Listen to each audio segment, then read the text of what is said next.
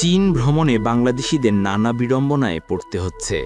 অভিযোগ আছে, ভিসা প্রত্যাখ্যান করা হয়, ইমিগ্রেশন থেকে ফিরিয়ে দেওয়া হয়, চেকপোস্টে নজিরবিহীন তল্লাশি চালানো হয়। সম্প্রতি বাংলাদেশ প্রতিনিধি দল চীনে গিয়ে এই বিড়ম্বনার কারণ খোঁজার চেষ্টা করেছেন। সাক্ষাৎকার নেওয়ার চেষ্টা করেছেন দেশটিতে বসবাসকারী বাংলাদেশিদের, কিন্তু আগেই তথ্য মিলেছিল এখানে যারা অপরাধ বা অনিয়মের সঙ্গে জড়িত তাদের কেউ ক্যামেরার সামনে মুখোমুখি হবেন না। এর সত্যতা হয়তো মিলল গুয়াঞ্জুর সানিয়ানলি এলাকার হালাল ফুড হোটেল আল বারাকাহ মালিকের কাছে গিয়ে। বোঝা গেল না নামাজ পড়ার কথা বলে এবং এই আসছি বলে উধাও হয়ে যাওয়ার কারণটা কি ছিল। অথচ তার হোটেলটা বেশ ভালো, সাজানো গোছানো, জাঁকজমকপূর্ণ।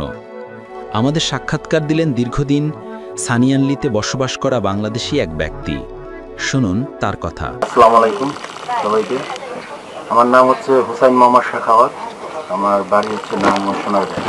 2006 আমি আসছি। এটা মূলত বসা আর কি, টুকটাক বিজনেস আর কি। এটা আমার মানে পার্ট বিজনেস আর কি, একটা পার্ট বিজনেস। আমার মেন বিজনেস হচ্ছে বাইয়ার বাইসি সোর্সিং এর। এগুলো করি। পৃথিবীতে প্রত্যেক সব দেশের মানুষই ভালো মন্দ আছে। চীনে যেরকম ভালো লোক আছে, খারাপ লোকও আছে। বাংলাদেশে ভালো লোক আছে, খারাপ লোক আছে। আমরা যারা নতুন অবস্থায় আসতেছি বাংলাদেশ থেকে, অনেকেই প্রতারিত হয় কিছু দালালের জন্য। যেরকম কিছু দালাল নতুন লোকজন নিয়ে আসে। আমার জানার মতে মনে পড়ছে না কত সালে 7 জন বাঙালি নিয়ে আসছিল এক দালাল, জাপান বলেছে। তাদের জাপান নিয়ে যাবে, এক একজনের কাছ থেকে 6 লাখ 8 লাখ টাকা করে নিচ্ছে। ওই সময় আমি তাদেরকে যেভাবে ওই দালালকে আটক করে ওদের রিটার্ন টিকিট কাটা, যতটুকু জরিমানা দেওয়ার দরকার ততটুকু দিয়ে ওদেরকে চায়না থেকে আমি বাংলাদেশ পাঠিয়ে দিচ্ছি। এখনো অনেক বাঙালিরা যেগুলো করতেছে আপনার, আমাদের বাংলাদেশ থেকে কিছু লোকজন এখানে আনে তারপর ওদেরকে বাই রোডে হংকং পাঠায়। এর জন্য আমাদের এদিকে অনেক ডিস্টার্ব হচ্ছে। যেহেতু এই সানিয়ালিতে যতগুলো হোটেল আছে, আপনার ম্যাক্সিমাম হোটেলে আপনি আজকে উঠবেন 24 ঘন্টার ভিতরে আপনাকে থানায় গিয়ে রিপোর্ট করতে হবে। এটা হচ্ছে মেইন সমস্যা। প্লাস এয়ারপোর্টে অনেকে হয়রান করে, ভাল লাগতেছে না, ওকে 24 ঘন্টা এয়ারপোর্টে রাইখা দিল আয়নাঘর, পরের ফ্লাইটে তাকে ব্যাক করে দিল বাংলাদেশে। অনেক ভালো ভালো বিজনেস ম্যান যাদের আমেরিকার ভিসা আছে, কানাডার ভিসা আছে, তাদেরকেও রিফিউজ করে দিচ্ছে গঞ্জ এয়ারপোর্ট থেকে। এটার মূল কারণটা কি? ওই আদম। আমার জানা মতে যতটুকু মনে করে প্রায় 8-9 হাজার বাংলাদেশি যারা ইন করছে, কিন্তু চায়না থেকে বাংলাদেশে যায় না, গেছে হংকং। হংকং গভর্নমেন্ট, এই চাইনিজ গভর্নমেন্ট বাংলাদেশিরা বাই রোডে আমাদের এখানে এসে অকারেন্স করে। এই জন্য আপনার এই হোটেলগুলোতে আমাদের বাংলাদেশ বিজনেসম্যান যারা টুরিস্ট আসতেছে তাদের এই হয়রানিটা হতে পারে। এই ক্ষেত্রে আপনি এখন যারা বাংলাদেশ থেকে এখানে বেড়াতে আসুক অথবা বিজনেসের জন্য আসুক, তাদের সম্বন্ধে একটা সতর্কবাণী আপনি মানে কি করলে ভালো হয়, কিভাবে তাদের সাবধান থাকতে হবে এখানে আসতে হলে, সেইটা সম্পর্কে একটু যদি বলেন। আর সাবধানতা অবলম্বন বলতে যেরকম অনেক আমি জানি আর কি, যে এয়ারপোর্টে নামার পরে আপনার ট্যাক্সি ড্রাইভার, আপনি যদি সঠিক অ্যাড্রেসটা যদি না দিতে পারেন তাহলে ট্যাক্সি ড্রাইভার আপনাকে ঘুরায় 500-700 টাকা নিয়ে নেবে। এরকম চক্র আছে গঞ্জ এয়ারপোর্টের বাইরে। প্লাস না যাই না কারো কাছ থেকে ডলার ভাঙাবেন। আপনি $5000 ভাঙালেন, আপনাকে যে অ্যামাউন্টটা RMB দিবে ওরা করে কি লাস্টে আপনার টাকাটা গুনলেন, গুনার পরে ওরা টাকাটা আবার হাতে নেয়। হাতে নেওয়ার পরে একটা দাগ দেয়, ওই দাগের পরে মনে করেন কিছু টাকা আপনার 2-4-5 হাজার RMB ফালায় দিয়েছে। পরে আপনাকে আবার ব্যাগ দেয়, দেওয়ার পরে আপনি তার টাকাটা একবার গুনছেন, আর তো গুনবেন না। যখন আপনি রুমে যাবেন কিংবা কোনো জায়গায় ইউজ করবেন, তখন হিসাব মিলাতে গেলে দেখেন আপনার 2000, 5000, 1000 RMB কম। কারণ এই ক্ষেত্রে আমরা অনেকে যারা আমাদেরকে চিনে জানে তারা ফোন দেয়, ভাই এই অবস্থা এই হয়েছে। এবার আমরা বললাম তো আপনারা 110-তে ফোন দেন।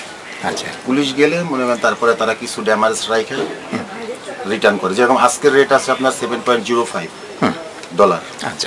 কিন্তু ওই ক্ষেত্রে যারা এগুলা করে তারা মনে করেন 50 পয়সা বাড়ায় 7.5। আচ্ছা। 7.6 বেশি দামে বিক্রি করে কাস্টমারদের এই হয়রানিগুলো করে। আচ্ছা। আর চায়নাতে আপনি ফ্রিডম, কোনো বাধা বিঘ্ন কোনো কিছু নাই, কোনো সন্ত্রাস নাই, কোনো কিছু নাই। আচ্ছা। আপনি আপনার সাদা একটা ব্যাগে করে যদি 2-5 টাকার এমবি নিয়ে যদি রাস্তা চলাচল করেন, কেউ জিজ্ঞাসা করবেন। আচ্ছা, মানে নিরাপত্তার দিক থেকে একেবারে নিরাপত্তার সম্পূর্ণ। দিক থেকে 100%। আচ্ছা।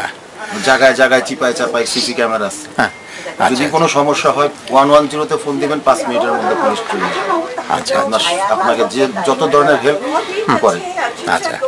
আরেকটা বিষয় হচ্ছে যেটা সচরাচর হচ্ছে এখন, আমরা অনেকেই ধরেন ট্যাক্সিতে উঠলে আপনার ব্যাগ কিংবা মোবাইল সাইডে রাখি, নামার সময় ভুলে যাই।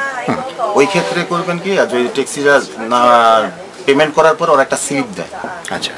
ওই স্লিপটা নিলে আর কোনো ঝামেলা হয় না। ওই স্লিপে ওদের বায়োডাটা থাকে। পরে আমরা যারা লোকাল যারা আছি এখানে, ওদের শরণাপন্ন হলে আমরা ওদের কোম্পানির সাথে যোগাযোগ করে ওইটা রিটার্ন আনতে পারি। আচ্ছা। কিছুদিন আগে আমার এক ভাইয়ের আর কি একটা মোবাইল হারা ফেলাইছে, আমি 2 থানায় গেছি, দৌড়াইছি, তা আমি কিছু করতে পারি না ওনার জন্য। সিসি ক্যামেরা সবকিছুই চেক করছি, কিন্তু রাত সন্ধ্যা তো ওই লাইটের ফোকাসে আপনার ওই নাম্বার প্লেটটা ক্লিয়ার দেখা যাচ্ছিল না। আচ্ছা। এমনি কি আপনাদের কোনো এরকম সহযোগিতা করার জন্য কোনো সমিতি টমিতি বা এরকম কিছু কি আছে? বাংলাদেশে যেমন হেল্প করার জন্য কিছু কিছু অনেক গ্রুপ থাকে, সমিতি থাকে, ক্লাব থাকে, এরকম কি? এখানে গঞ্জতে বলতে গেলে অনেক কথাই বলা লাগে। এখানে সব কমিটি দিক আছে, অনেক কমিটি আছে। আচ্ছা। এখন একটা কমিটিও অ্যাক্টিভ না। তারা সেরকম হেল্পফুল যারা আছে আর কি? অনেকেই করে, অনেকেই আবার অ্যাভয়েড করে, যে কোনো ঝুট ঝামেলায় যাইতে চায় না। আচ্ছা। ম্যাক্সিমাম তো আপনার পুলিশ কেসগুলো, তো ওগুলো অনেকেই আবার এড়ায় চলে। আচ্ছা। যে আমার দরকার কি, থানায় কি ভালো মানুষ যায় নাকি? কি ছেলে আর মেয়ে নাকি? না, আমার 3 ছেলে 2 মেয়ে। যাও এদিকে, আসো আসো আসো। কি নাম? ওর নাম হলো রাইসা। রাইসা। হলো রায়ান। হ্যাঁ। কি পড়াশোনা কোথায়? মাত্র আপনার কিন্ডারগার্টেন শেষ করছে। আচ্ছা আর আচ্ছা বড় ছেলে বড় মেয়ে স্কুলে, আচ্ছা আচ্ছা। আর একটা ছোট আছে, টোটাল 5টা। আপনি চায়নাতে আসছেন কতদিন? 19 বছর। 19 বছর। 2006 ঢুকছি। তাতে সবকিছু মিলায় মানে কেমন লাগছে আর কি? আলহামদুলিল্লাহ ভালো আছে। ভালো লাগছে না? এটা ডাল ভাত খাই আমার। না, ঠিক আছে। আমাদের বাংলাদেশের মানুষের জন্য দোয়া করবেন। ইনশাআল্লাহ। তাদের মানে কিছু আরো কিছু যদি বলার থাকে বলতে পারেন, না হলে অসুবিধা নেই। আমাদের আসতে অসুবিধা হয়নি, আমাদের কোনো জায়গায় কোনো ইয়ে করে নাই, এই ব্যাগটাগো চেক করে নাই দেখলাম। আমি এটা অবাক হলাম, আমি তো ভিডিওতে দেখছি যে অনেক ঝামেলা করে। এগুলো আপনার কিছু কিছু রিপোর্টার আছে, এগুলো ভুয়া নিউজ দেয়। চায়না যেরকম, আচ্ছা। ওনাদের টিআরপি বাড়ানোর জন্য হতে পারে। হতে পারে, কিন্তু আমি অবাক হয়ে গেলাম। আমি তো ভাবছি যে অনেক কিছু ইয়ে করবে, কিছু না, মানে পাসপোর্ট দেখে ওকে ব্যাগ ট্যাগে কি আছে সব কোনো কিছু না, এখানে ওই যে সন্দেহ হইলে ব্যাগটা চেক করে। আচ্ছা নরমালি সাধারণত চেক করে না। আচ্ছা আচ্ছা। ঠিক আছে, এই আর কি। তা ভালো থাকবেন। হ্যাঁ। বাংলাদেশবাসীকে আমার সালাম। হ্যাঁ। সবাই ভালো থাকবেন, আমাদের জন্য দোয়া করবেন। আমরা যারা প্রবাসে আছি, আমিও আপনাদের জন্য দোয়া করি। বাংলাদেশ জিন্দাবাদ। সবাই ভালো থাকবেন। আসসালামু আলাইকুম।